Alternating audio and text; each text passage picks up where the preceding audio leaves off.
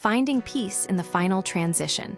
The role of end-of-life dreams. As individuals approach the end of life, their internal worlds often undergo a profound shift.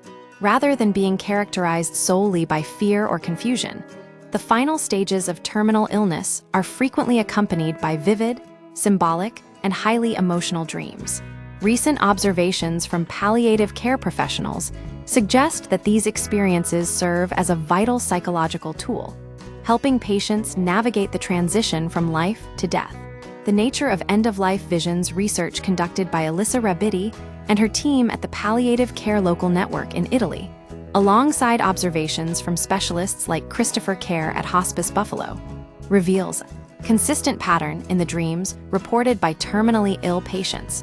These experiences generally fall into two categories. Encounters with the deceased. The most prevalent phenomenon involves visitations from deceased loved ones or pets. These are not merely random hallucinations. They are often deeply personal. Emotional security. Dr. Care notes that the figures appearing in these dreams are rarely strangers. They are almost always people who provided love and security during the patient's life. Psychological closure. These encounters can provide a sense of metaphysical return, allowing patients to process long-held grief. For example, a parent might reunite with a stillborn child, finding a sense of peace that was unattainable during their lifetime. Symbolic transitions beyond specific people. Patients often report dreams centered on the concept of movement or passage. Common motifs. Dreams frequently feature stairways, doors, or intense light. Metaphors for departure. Patients often describe mundane tasks related to leaving, such as packing a suitcase or boarding a bus.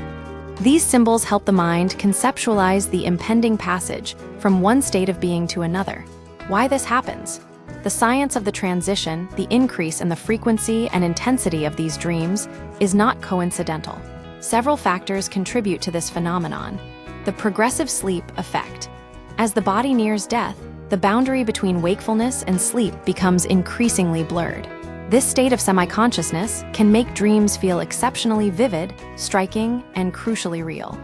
Psychological integration. These dreams act as a coping mechanism. They help put people back together by addressing unresolved wounds, burdens, or traumas, particularly in populations like veterans who may carry significant emotional weight.